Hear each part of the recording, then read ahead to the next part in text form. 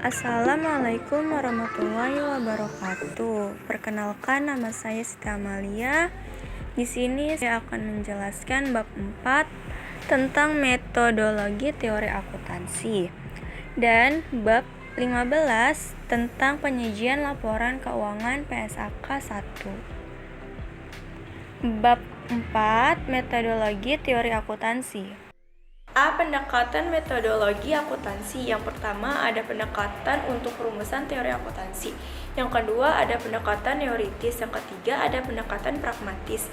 Yang keempat ada pendekatan kekuasaan. Yang kelima ada pendekatan deduktif. Yang keenam pendekatan induktif. Yang ketujuh pendekatan etis. Yang kedelapan pendekatan sosiologi. Yang ke-9 pendekatan ekonomi. Yang ke-10 pendekatan selektif. Yang ke-11 ada pendekatan pajak. Yang ke-12 ada pendekatan legal. Yang ke-13 ada pendekatan ekonomi. B. Teori akuntansi. Istilah teori digunakan secara berbeda, dinamakan hipotesis atau proposisi. Proposisi ini dibagi menjadi dua. Yang pertama itu ada priori, pernyataan yang nilai kebenarannya dapat ditentukan dengan penalaran murni.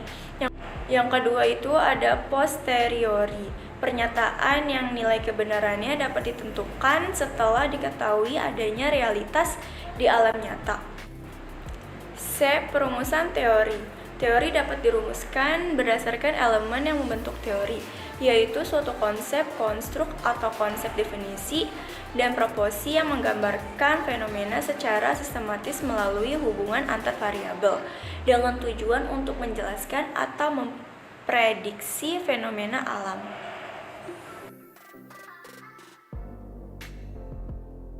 D. Pengertian teori akuntansi. Teori akuntansi sebagai sains, seperangkat konsep, definisi, dan proposi yang saling berkaitan secara sistematis yang diajukan untuk menjelaskan dan memprediksi fenomena akuntansi. Yang kedua itu ada teori akuntansi sebagai teknologi, penalaran logis yang melandasi praktik akuntansi, proses penalaran untuk menjustifikasi kelayakan praktik atau prinsip akuntansi tertentu. Teknologi melekat pada perekayasaan laporan keuangan. Hasil perekayasaan didokumentasikan dalam bentuk kerangka konseptual. E. Tujuan teori akuntansi, menyediakan dasar peramalan dan menjelaskan tingkah laku akuntansi dan peristiwa, yaitu memberikan kerangka pengembangan ide-ide baru dan menjadi referensi dalam proses pemilihan metode pengembangan akuntansi. Pengertian akuntansi. Yang pertama itu akuntansi sebagai ideologi, menganggap bahwa akuntansi adalah alat untuk melegitimasi keadaan dan struktur sosial, ekonomi, dan politik kapitalis. Yang kedua itu ada akuntansi sebagai bahasa. Akuntansi adalah bahasa perusahaan yang memiliki simbol dan tata aturan. Yang ketiga itu akuntansi sebagai catatan historis, sebagai wahana untuk memberikan gambaran sejarah organisasi dan transaksi yang dilakukan dengan lingkungan pada masa lalu. Yang keempat itu akuntansi sebagai realitas ekonomi saat ini, memberikan gambaran realitas ekonomi perusahaan pada saat ini, sehingga laporan akuntansi menggambarkan situasi perusahaan saat ini. Yang kelima itu ada akuntansi sebagai sistem informasi, merupakan teknik yang menggambarkan proses yang menghubungkan sumber data melalui channel komunikasi dengan penerima informasi. Yang keenam, akuntansi sebagai komoditi.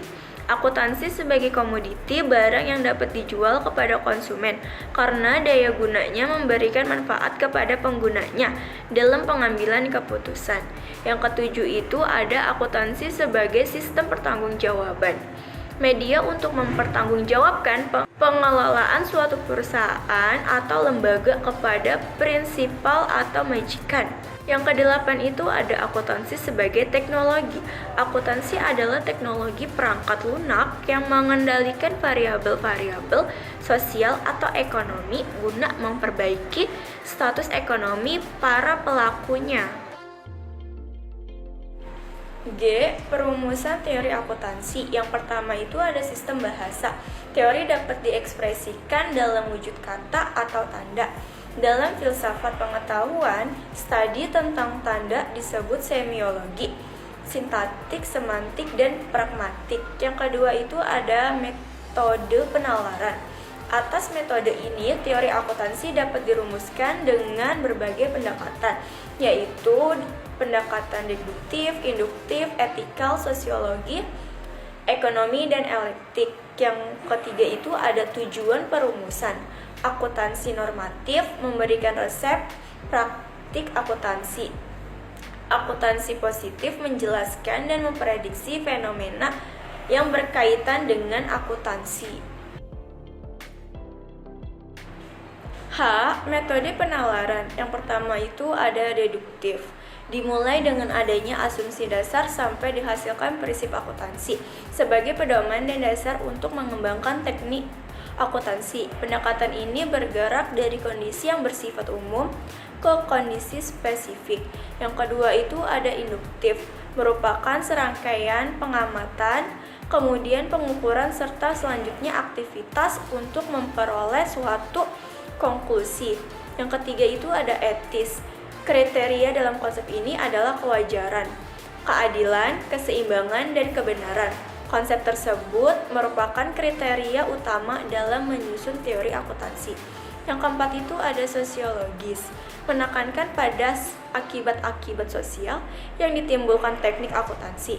Pendekatan ini merupakan suatu pendekatan etis yang dasarnya merupakan suatu perluasan konsep kewajaran yang dinamakan kesejahteraan sosial. Yang kelima itu ada ekonomi, menekankan pada pengendalian perilaku indikator-indikator ekonomi makro yang diakibatkan oleh berbagai praktik akuntansi. Yang keenam itu ada pendekatan elektik, pendekatan gabungan yang merupakan suatu hasil utama berbagai upaya individu dan profesi maupun organisasi pemerintahan dalam partisipasinya untuk menetapkan konsep dan prinsip dalam akuntansi. Yang I, sistem bahasa. Yang pertama itu ada teori sintaktik, membahas pengukuran, pengakuan, dan penyajian elemen-elemen dalam statement keuangan serta struktur akuntansi. Yang kedua itu ada teori semantik interpretasi, membahas penyimbolan kegiatan atau realitas fisis menjadi simbol elemen statement keuangan.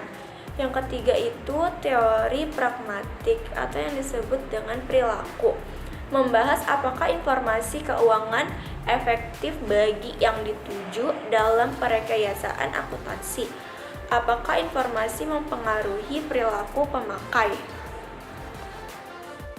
Jadi, itulah penjelasan tentang metodologi teori akuntansi, dan selanjutnya saya akan menjelaskan tentang penyajian laporan keuangan PSAK 1.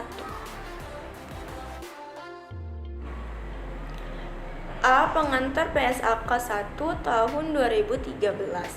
PSAK 1 tentang penyajian laporan keuangan telah disahkan oleh Dewan Standar Akuntansi Keuangan pada tanggal 19 Desember 2013. PSAK ini merevisi PSAK yang pertama tentang penyajian laporan keuangan yang telah diterbitkan pada tanggal 15 Desember 2009.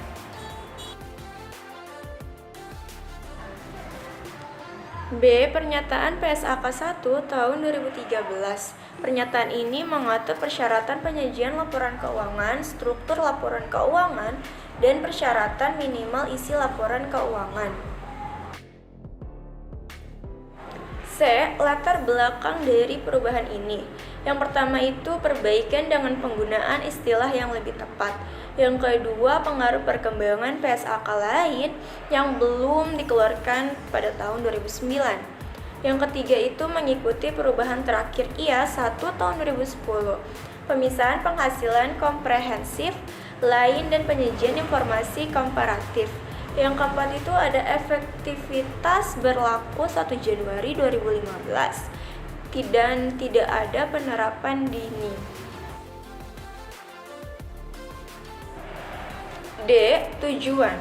Yang pertama, dasar-dasar bagi penyajian laporan keuangan bertujuan umum agar dapat membandingkan dengan periode sebelumnya dan entitas lain. Yang kedua, pernyataan ini mengatur persyaratan bagi penyajian laporan keuangan, struktur laporan keuangan, persyaratan minimum, dan yang terakhir, isi laporan keuangan. Komponen laporan keuangan yang pertama itu ada laporan posisi keuangan atau yang disebut dengan neraca pada akhir periode. Yang kedua ada laporan laba rugi dan penghasilan komprehensif lain selama periode. Yang ketiga itu ada laporan perubahan ekuitas selama periode. Yang keempat ada laporan arus kas selama periode. Dan yang terakhir ada catatan atas laporan keuangan yang berisi ringkasan kebijakan akuntansi penting dan informasi penjelasan lainnya. F. Ketentuan penyajian 10A. Yang pertama, entitas dapat menyajikan suatu laporan tunggal laba rugi dan penghasilan komprehensif lain dengan laba rugi dan penghasilan komprehensif lain disajikan dalam 2 bagian. Kedua, bagian tersebut disajikan bersama dengan bagian laba rugi disajikan terlebih dahulu, diikuti secara langsung dengan bagian penghasilan komprehensif lain. Yang ketiga itu ada entitas dapat menyajikan bagian laba rugi dalam suatu laporan laba rugi terpisah. Yang terakhir itu, jika demikian laporan laba rugi terpisah tersebut akan langsung mendahului laporan yang menyajikan penghasilan komprehensif yang dimulai dengan laba rugi. G. Informasi komparatif minimum 38, 38A, dan 38B. Entitas menyajikan informasi komparatif terkait dengan periode sebelumnya untuk seluruh jumlah yang dilaporkan dalam laporan keuangan periode berjalan, kecuali diizinkan atau diisyaratkan lain oleh SAK. Informasi komparatif yang bersifat naratif dan deskriptif dari laporan keuangan periode sebelumnya diungkapkan jika relevan untuk pemahaman laporan keuangan periode berjalan. Entitas menyajikan minimal 2 laporan posisi keuangan, 2 laporan laba rugi dan penghasilan komprehensif lain, 2 laporan laba rugi terpisah jika disajikan, 2 laporan arus kas dan 2 laporan perubahan ekuitas, serta catatan atas laporan keuangan terkait. Dalam beberapa kasus, informasi naratif yang disajikan dalam laporan keuangan untuk periode sebelumnya masih tetap relevan pada periode berjalan. Perubahan kebijakan akuntansi, penyajian kembali, retrospektif atau reklasifikasi.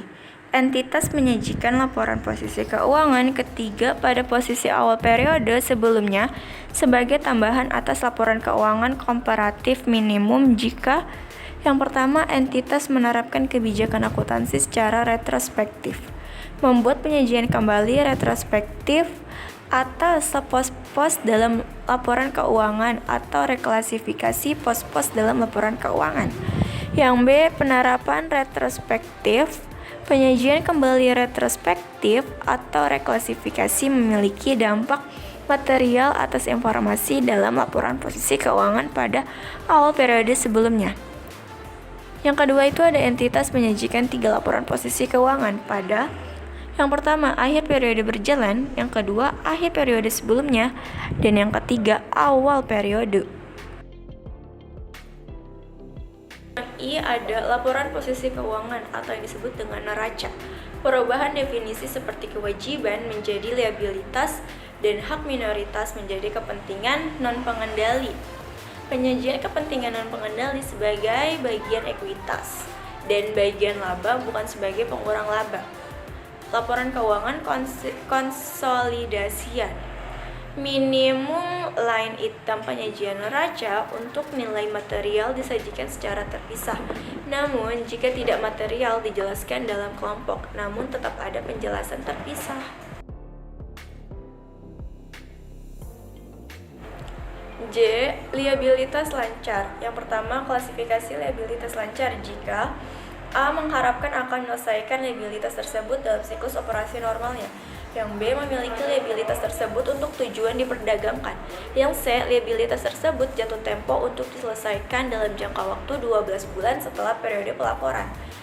Dan yang kedua itu ada entitas mengklasifikasikan liabilitas yang tidak termasuk kategori tersebut sebagai liabilitas jangka panjang. Yang K. klasifikasi beban berdasarkan sifat. Yang pertama itu pemilihan klasifikasi berdasarkan faktor histori dan industri. Yang kedua, klasifikasi berdasarkan sifat lebih mudah karena tidak perlu alokasi beban menurut fungsi. Yang L, klasifikasi beban berdasarkan fungsi. Yang pertama, minimal biaya penjualan berdasarkan metode fungsi secara terpisah dari beban lain. Yang kedua, jika klasifikasi berdasarkan fungsi, maka harus mengungkapkan informasi tambahan tentang sifat beban, termasuk beban penyusutan dan amortisasi dan imbalan kerja. M. Laporan perubahan ekuitas. Yang pertama itu menunjukkan total laba rugi komprehensif selama satu periode yang diatribusikan kepada pemilik entitas induk dan pihak non-pengendali. Yang kedua, untuk tiap komponen ekuitas pengaruh penerapan retrospektif. Yang ketiga itu ada rekonsiliasi antara saldo awal dan akhir periode yang timbul dari laba, pos pendapatan komprehensif dan transaksi dengan pemilik. Dan yang terakhir itu jumlah dividen yang diatribusikan kepada pemilik dan nilai dividen per saham diungkapkan dalam catatan atas laporan keuangan.